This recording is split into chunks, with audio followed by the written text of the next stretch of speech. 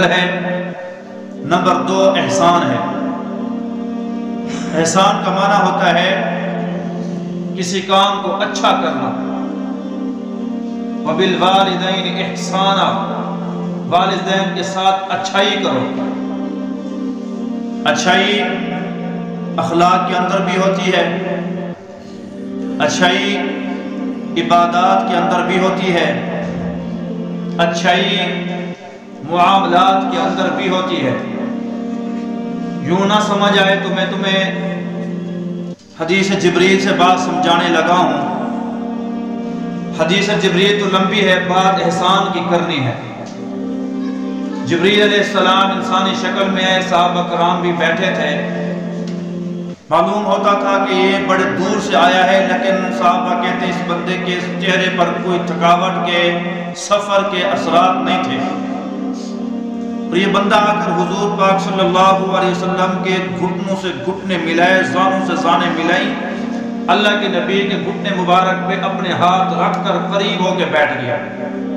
وہ جبریل علیہ السلام تھے، انسانی شکل میں آئے تھے، اور سوالات کیے۔ ان میں سے یہ سوال بھی کر لیا کہ مرغی والوں کو کیسے پتہ چلے گا بھی احسان کیا ہوتا ہے؟ فوراً پوچھا مل احسان یا رسول اللہ صلی اللہ علیہ وسلم، یہ احسان کیا ہوتا ہے؟ حضور پاک صلی اللہ علیہ وسلم نے فرمایا احسان یہ ہے ان تعبد اللہ کأنک ترا فإن لم تکن ترا فإنہ یراک، کہ ایسے رب کی عبادت کر جیسے رب کو تو دیکھ رہا ہے۔ یہ رب کی حضوری والا اگر تجھے معاملہ نصیب نہیں ہو رہا تو کم سے کم درجہ یہ ہے کہ میرا رب تو مجھے دیکھ رہا ہے۔ اس کو کہا جاتا ہے احسان، خوش نصیبوں کو حاصل ہوتا ہے۔ حضرت سفیان ثوری رحمۃ اللہ علیہ نماز پڑھ رہے تھے مطاف میں، نماز کے دوران کوئی چیز گری، ایک پاؤں کی 2 انگلیاں کٹ گئی، دوسری کی 3 کٹ گئی۔ سلام پھیرا، پتہ نہیں ہے دعا کر رہے ہیں، بعد میں کسی نے کہا حضرت خون بہہ رہا ہے، دیکھا تو آپ کی 5 انگلیاں کٹی ہوئی تھی۔ کہا لوگ اتنا بڑا ملبہ گرا، انگلیاں کٹ گئی، آپ کو نہیں پتہ چلا؟ حضرت سفیان ثوری رحمۃ اللہ علیہ نے کہا تھا میرا رب مجھے دیکھ رہا تھا، مجھے دنیا کی کسی چیز کی پرواہ نہیں تھی۔ احسان یہ ہے کہ تو نماز پڑھے تو یہ گمان ہو میرا رب دیکھ رہا ہے۔ امام زین العابدین رحمۃ اللہ علیہ کے مکان کو آگ لگ گئی، پوری بستی اکٹھی ہو گئی، آگ بجھا رہے ہیں، شور شرابہ ہے، داڑ فریاد ہے، شور غل ہے، ہٹو بچوں کا شور ہے۔ نماز پڑھ کے سلام پھیرا، دیکھا تو دھواں اٹھ رہا ہے، لوگ کٹے، کیا ہوا؟ یہ آپ گھر کو آگ لگی ہے، اتنا لوگ کٹے ہوا، آپ کو پتہ نہیں چلا؟ کہا تم دنیا کی آگ کی فکر کر رہے تھے، مجھے جہنم کی آگ کا ڈر لگ رہا تھا، مجھے کیا پتا دنیا میں کیا ہو رہا ہے۔ یعنی ایک تابعی کو لگا نا تیر جو لگا تو تیر نکالتے وہ درد ہوتا تھا۔ مشورہ ہوا جب یہ نماز پڑھے تو نماز میں تیر نکالیں گے۔ نماز شروع کی، پہلوانوں نے آ کر پاؤں رکھا ان کے ران پہ، پہلوانوں نے پھر ران سے تیر کے دھارے جو ہوتے ہیں وہ اندر گھسے ہوتے ہیں، اندر اڑ جاتے ہیں، گوشت کے اندر پھنسے ہوتے ہیں۔ پہلوانوں نے زور سے تیر کھینچا، تیر باہر نکلا، خون کے فوارے چھوٹ گئے۔ پھر زخم کی مرہم پٹی کے لیے ہمارے ہاں یہ ٹاکے شاکے، یہ جو آج کل یہ سسٹم ہے نا، یہ سرجیکل نہیں تھا اس وقت۔ اس وقت یہ تھا کہ اس کو داغتے تھے زخم کو، ایک لوہے کی سلاخ کو ایک آگ کے اندر گرم کیا، بالکل سرخ ہو گئی۔ جب وہ سرخ ہو گئی تو ان کے زخم کے اوپر تازی سلاخ کو رکھا، سارا زخم جل گیا، دھواں نکلنے لگا۔ سلام پھیرا، لوگ کٹھے ہوئے تھے، کہا ہاں بھی تیر نکالنے کے لیے کٹھے ہوئے ہو؟ کہا حضرت تیر نکل گیا، خون بہا، آپ کے زخم کو جلایا گیا۔ کہا خدا کی قسم مجھے ایسا بھی محسوس نہیں ہوا جیسا کسی کو مچھر اور مکھی ڈنگ مارتے ہیں۔ کأنک اللہ، حضور نے فرمایا ان تعبد اللہ کأنک ترا، رب کی عبادت ایسے کر جیسے رب تجھے دیکھ رہا ہے، جیسے تو رب کو دیکھ رہا ہے۔ یہ نہ ہو تو کم سے کم یہ ہے کہ میرا اللہ تو مجھے دیکھ رہا ہے۔ ہم سمجھتے ہیں کہ عبادت میں ہے صرف اس کا تقاضا احسان کہ میرا رب مجھے دیکھ رہا ہے، نہیں بھائی۔ مفتی تقی عثمانی صاحب حافظہ اللہ تعالی نے لکھا ہے کہ ہمارے شیخ شیخ ڈاکٹر عبدالحی ان کے شیخ ہیں، ہمارے شیخ جو ہیں ان کے پاس ایک ان کے مرید ہے، کہا حضرت اللہ کا شکر ہے اللہ نے احسان کا درجہ نصیب فرمایا، میں نماز پڑھتا ہوں تو ایسے محسوس ہوتا ہے کہ میں اللہ کو دیکھ رہا ہوں، مجھے بڑا یہ درجہ حاصل ہو گیا، میں یہ معاملہ اللہ دیکھ رہا ہے یا تو اللہ کو دیکھ رہا ہے، نماز میں ہوتا ہے یا بیوی بچوں میں ہو تب بھی ہوتا ہے۔ حضرت اللہ نے تو حضور نے تو فرمایا تعبد اللہ، جب تو عبادت کرے، بات تو عبادت کے، فرمایا نہ بھائی یہ عبادت کے اندر نہیں، اخلاق کے اندر بھی ہے، معاملات کے اندر بھی ہے، ہر مرحلے کے اندر ہے، جب تو گھر کے اندر ہو، جب تو دکان کے اوپر ہو، جب تو مکان کے اوپر ہو، جب تو کوئی تجارت کر رہا ہو، کوئی معاملہ کر رہا ہو، لین دین کر رہا ہو، پھر تو اس وقت یہ دیکھا کر کہ میرے اللہ مجھے دیکھ رہا ہے، کہیں میں غلط جھوٹی گواہی تو نہیں دے رہا، میں غلط بات تو نہیں بیان کر رہا، میں جھوٹ تو نہیں بول رہا، میں نام توڑ میں کمی تو نہیں کر رہا، میں کسی کی حق تلفی تو نہیں کر رہا، دوسری شادی کر کے پہلی شادی کو بھول تو نہیں گیا، دوسرے بچوں کو دیکھ کر پہلے بیوی کے بچوں کو فراموش تو نہیں کر دیا کہ قیامت کے دن میں آؤں تو میرے ہاتھ مفلوج ہوں، میری ایک پوری سیڈ فالج شدہ ہو، پھر میں آؤں تو گھسیٹتا ہوا ہوں، لوگ دیکھیں عبرت کا نشان بنا ہوں۔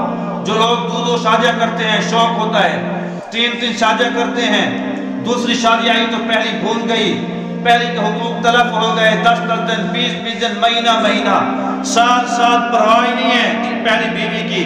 قیامت کے دن ایسے لوگ آئیں گے، ان کے ایک سینے فالج شدہ ہوں گی، لڑکھڑاتے ہوئے جسم کو گھسیٹتے ہوئے آئیں گے، لوگ دیکھیں گے عبرت کا نشان بن رہے ہوں گے یہ لوگ پوچھیں گے یار یہ کون لوگ ہیں؟ جواب ملے گا یہ وہ لوگ ہیں جو دو شادیاں کرتے تھے لیکن حقوق پورے نہیں کرتے تھے، دوسری شادی آئی تو پہلی بھول جاتی تھی، ان کو اللہ نے عبرت کا نشان بنایا ہے، لوگ دیکھیں ان سے عبرت حاصل کریں۔ ہر معاملے کے اندر احسان کرنا ہے بھائی، ہر معاملے کے اندر اخلاق ہیں، ہمارے اخلاق اچھے ہوں، اچھائی اخلاق کے اندر ہو، ہم بولیں تو اس سے پھول جھڑے، ایسا نہ ہو ہمارے بول سے لوگوں کے دل پارا ہو جائے، ہم بولیں تو لوگ ہمارے گفتگو سننے کے لیے بےتاب ہوں، ہمارے معاملات کو دیکھ کر لوگ ہم سے سودا کرنے کے لیے آگے بڑھیں کہ یار یہ معاملات میں تجارت کے دین کو زندہ رکھتا ہے، اور ہماری عبادت ہو تو ہمیں یہ احساس ہو کہ میرا رب مجھے دیکھ رہا ہے، اس کو کہا جاتا ہے احسان، اور یہ پہلا درجہ ہے۔ احسان کا ایک دوسرا معنی ہوتا ہے مخلوق کے ساتھ احسان کرنا، کسی کے ساتھ بھلائی کرنا، کسی کے ساتھ اچھائی کرنا۔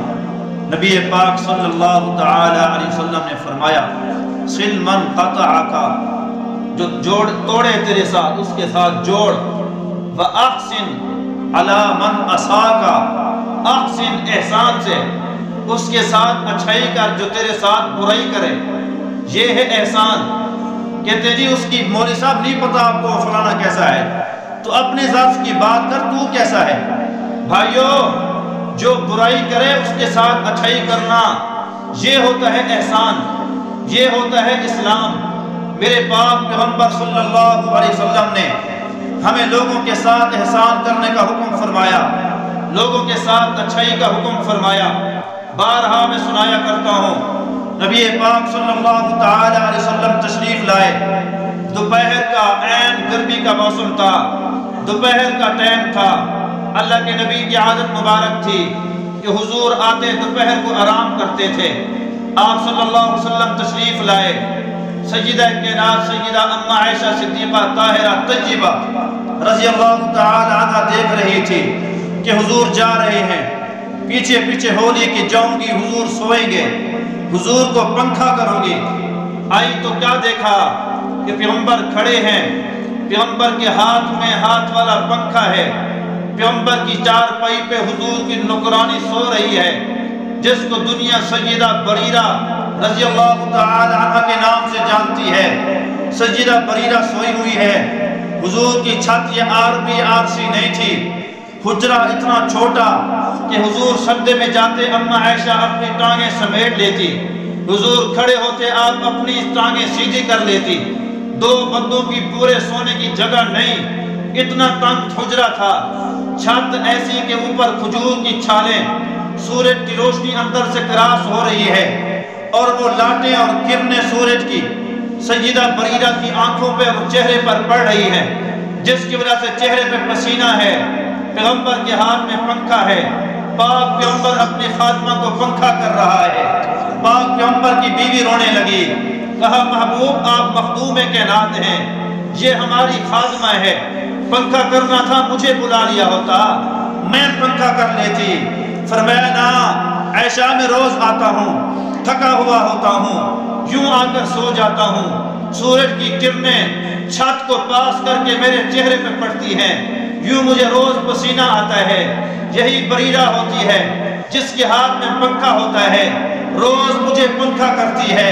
آج میں نے دیکھا میری بریرہ میرے بستر پہ سوئی ہوئی تھی، مجھے قرآن کی آیت یاد آ گئی، حل جزاء الاحسان الا الاحسان، احسان کے بدلے احسان سے دیے جاتے ہیں، اچھائی کے بدلے اچھائی سے دیے جاتے ہیں۔ میں نے کہا آج میں محمد بریرہ کو پنکھا کر کے اس کے احسان کا بدلہ عطا کر چھوڑوں گا۔ ایسا پیغمبر اللہ نے نصیب فرمایا۔ اور ہم کیا کہتے ہیں، کر اچھائی ہو تیرے ساتھ برا، مثالیں بنا رکھی ہیں۔ بھائیو یہ نہیں ہے ہر ایک کے ساتھ جو برائی کرے اس کے ساتھ بھی اچھائی، جو اچھائی کرے اس کے ساتھ ڈبل اچھائی، یہ ہماری شریعت کا مضمون ہے۔ نبی پاک صلی اللہ علیہ وسلم کے صحابہ نے جو اچھائی کی، میں کس کس کی داستان سناؤں، ہر ایک پھول کی اپنی اپنی خوشبو ہے۔ سیدنا ابو بکر صدیق رضی اللہ تعالی عنہ کے اتنے احسان تھے کہ اللہ کے نبی کہا کرتے تھے لوگوں دنیا میں ہر ایک کے احسان کا بدلہ میں دے چکا، ایک ابو بکر صدیق ہے جس کے احسان کا بدلہ میں محمد کریم نہیں دے سکا۔ جمادی الثانی میں سیدنا ابو بکر صدیق کا انتقال بھی ہے۔ بھائیو ابو بکر صدیق رضی اللہ تعالی عنہ نے پیغمبر صلی اللہ علیہ وسلم پہ اپنی اولاد کو قربان کیا، پیغمبر پہ اپنی جان کو قربان کیا، پیغمبر پہ اپنا مال قربان کیا۔ میں یہ سارے واقعات نہیں دہراتا، اللہ کے نبی کہا کرتے تھے کہ ابو بکر نے اتنا احسان فرمائے ہیں کہ اس کے احسان کا بدلہ کل قیامت کے دن میرا رب خود عطا فرمائے گا۔ یہی وجہ ہے کہ قیامت کے دن سب سے پہلے سیدنا ابو بکر صدیق رضی اللہ تعالی عنہ کو حساب کے لیے آگے لایا جائے گا، اور جس کی وجہ سے اللہ حساب کتاب میں نرمی والے معاملے فرمائیں گے۔ یہی سیدنا ابو بکر صدیق تھے، احسانات کی برکت تھی۔ فرمایا تھا جب میرا انتقال ہو جائے لے جانا، پاک پیغمبر کے روضہ اطہر کے باہر رکھ دینا، پھر اجازت لینا، محبوب اجازت دینے تو اندر دفن کرنا، اجازت نہ ملے پھر جنت البقیع میں دفن کر دینا۔ جب آپ کو لایا گیا، چارپائی باہر رکھی گئی، ایک صحابی نے کھڑے ہو کر کہا محبوب آپ کا غلام ابو بکر حاضر خدمت ہے، اندر دفن ہونے کی اجازت چاہتا ہے۔ وہاں سے آواز آئی یوصل الحبیب الی الحبیب، اور جس ابو بکر کے میرے اوپر اتنے احسان ہیں اس دوست کو ایک دوست کے ساتھ کٹھے داخل کر دو، اس دوست کو دوست کے ساتھ دفن کر دو، میرے پہلو کے اندر صدیق اکبر کو داخل کر دو، دفنا دو۔ کیونکہ کہا کرتے تھے آپ النظر الی وجہ رسول اللہ وانفاق مالی علی رسول اللہ وان یکون ابنتی تحت رسول اللہ۔ یا رسول اللہ دنیا میں 3 خواہشیں ہیں، نظر میری ہو، چہرہ آپ کا ہو، مال میرا ہو، قربان آپ کی ذات پہ ہو، بیٹی میری ہو، آپ کے نکاح کے اندر دے دوں۔ دنیا میں بھی اللہ نے خواہشیں پوری فرمائی۔ اللہ کے نبی نے کہا میرے ساتھ دفن کرو، قیامت کے دن سب سے پہلے میری قبر شق ہوگی، میرے ساتھ ابو بکر و عمر اٹھیں گے۔ قیامت کے دن سب سے پہلے جس کو پیغمبر کے دیدار کا شرف حاصل ہوگا وہ کوئی اور نہیں، وہ افضل البشر بعد الانبیاء سیدنا ابو بکر صدیق ہوں گے، جس کو پاک پیغمبر اپنا دیدار عطا فرما چھوڑیں گے۔ احسان کے بدلے احسان سے ملتے ہیں۔ انہوں نے پیغمبر پہ سب قربان کیا تو اللہ کے نبی نے بھی ان کو یہ مقام نصیب فرمائے۔ سیدنا عمر بن خطاب رضی اللہ تعالی عنہ کی بات میرے ہر جمعہ میں کسی نہ کسی موضوع کے تحت آ جایا کرتی ہے۔ عمر کا ایمان، عمر کا شان بڑھتا ہے، مجھ فقیر کا ایمان بڑھتا ہے۔ جس کا ایمان بڑھ رہا ہے کہہ دیں سبحان اللہ۔ سیدنا عمر بن خطاب رضی اللہ تعالی عنہ نے کہا تھا، آپ نے کہا بیٹا عبداللہ جب دیکھا نا آپ بار بار دوائی دارو کی گئی اثر نہ ہوا، پانی پیتے ہیں، شہد پیتے ہیں، دودھ پیتے ہیں، 3 خنجر اس نے مارے تھے، زہر آلود خنجر تھا، زخم اتنا بڑا تھا کہ دودھ زخم سے باہر نکل جاتا تھا، شہد کا شربت زخم سے باہر نکل جاتا تھا، نا امیدی ہوئی کہ اب میں بچوں گا نہیں، تو آپ نے فرمایا بیٹا جا اما عائشہ صدیقہ طاہرہ طیبہ رضی اللہ تعالی عنہ سے کہنا میرا ابا عمر کہہ رہا ہے، یہ نہ کہنا امیر المؤمنین، یہ نہ کہنا خلیفۃ المسلمین، یہ نہ کہنا بھائی اسلام مربع میر کا حکمران، بس اتنا کہنا عمر کہہ رہا ہے کہ میری خواہش ہے پاک پیغمبر کے پہلو میں اپنے یار ابو بکر صدیق کے ساتھ میں قبر کی جگہ چاہتا ہوں۔ آپ گئے، آپ نے چل کر اجازت مانگی، سیدہ کے نات نے اجازت دی، واپس آئے، کہا بیٹا ہو سکتا ہے زندگی میں لوگوں پہ امیر المؤمنین کا روب ہے، میری زندگی میں انہوں نے روب کی وجہ سے، ڈر کی وجہ سے کہہ دیا ہو، جگہ دے دی ہو، جب میرا انتقال ہو جائے مجھے دوبارہ لے جانا، میری بیعت کو باہر رکھ دینا، پھر باہر سے پوچھنا اماں آپ کا خادم بیٹا عمر بن خطاب حاضر ہے، اجازت ہو تو اندر دفن کر دیں۔ فرمایا جب اجازت ملے اندر دفن کر دینا، اجازت نہ ملے مجھے اندر دفن نہ کرنا۔ جب آپ ان کو لے کر گئے، سیدنا عمر کی شہادت ہوئی، آپ کا جنازہ پڑھا گیا، پھر آپ کی لاش مبارک کو لے کر گئے، پھر آپ کا جسم مبارک باہر رکھا گیا، باہر 4 پہ جنازے والی رکھی گئی، پھر آپ کے بیٹے نے کہا اماں آپ کا بیٹا عمر بن خطاب حاضر خدمت ہے، کہا تھا کہ میرے جانے کے بعد دوبارہ اجازت لینا، اجازت ہو تو اندر دفن کرنے، ورنہ فرمایا جنت البقیع میں دفن کر دینا۔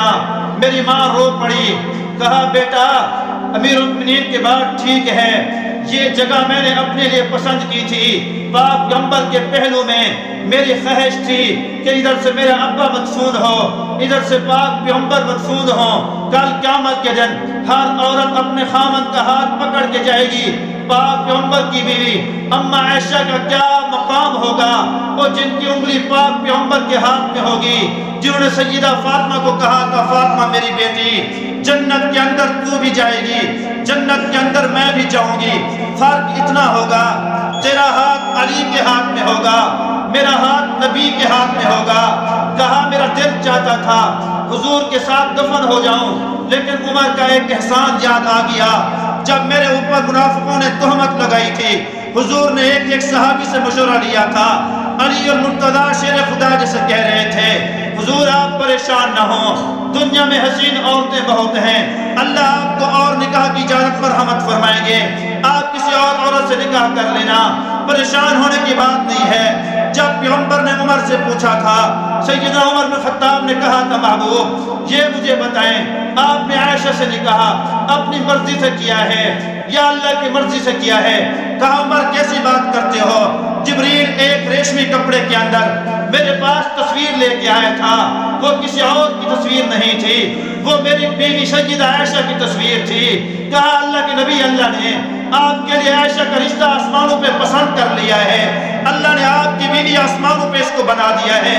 کہا محبوب جو رب آسمانوں سے پسند کرے، آپ نعلین مبارک پہنتے ہیں، نہ پاک مکھی نہیں بیٹھتی، وہ رب آپ کے پاک بستر پہ نہ پاک بیوی کیسے پسند کر سکتا ہے؟ سبحانک ھذا بہتان عظیم۔ عمر بن خطاب نے رو کر میری گواہی دی تھی پاک دامنی کی، اور یہ الفاظ یہی تھے جو عمر نے بولے تھے، اللہ کو الفاظ بھی اتنے پسند آ گئے، قرآن میں اللہ نے اسی طرز پہ کہا تھا وَلَوْلَا إِذْ سَمِعْتُمُوهُ قُلْتُمْ مَا يَكُونُ لَنَا أَن نَّتَكَلَّمَ بِهَذَا سُبْحَانَكَ هَذَا بُهْتَانٌ عَظِيمٌ۔ کہا کل اس نے میری پاک دامنی کی گواہی دی تھی، آج میں عائشہ احسان کا بدلہ دینا چاہتی ہوں، میں اپنی خبر اس کے اوپر قربان کرنا چاہتی ہوں، اسی کی فضیلت تو ہے اسی کی وجہ سے، جب تک رب کا قرآن رہے گا میری اماں کی شان کا بھی اس وقت تک بیان رہے گا۔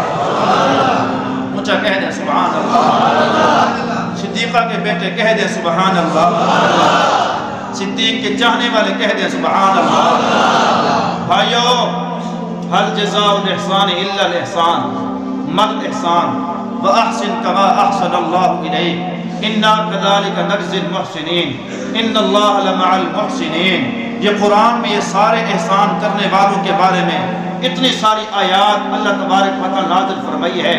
اچھائی پیدا کرو اخلاق کے اندر، اچھائی پیدا کرو عبادات کے اندر، اچھائی پیدا کرو معاملات کے اندر، اچھائی پیدا کرو اپنی ذات کے اندر، اچھائی پیدا کرو دوسروں کے ساتھ، احسان کے بدلے احسان سے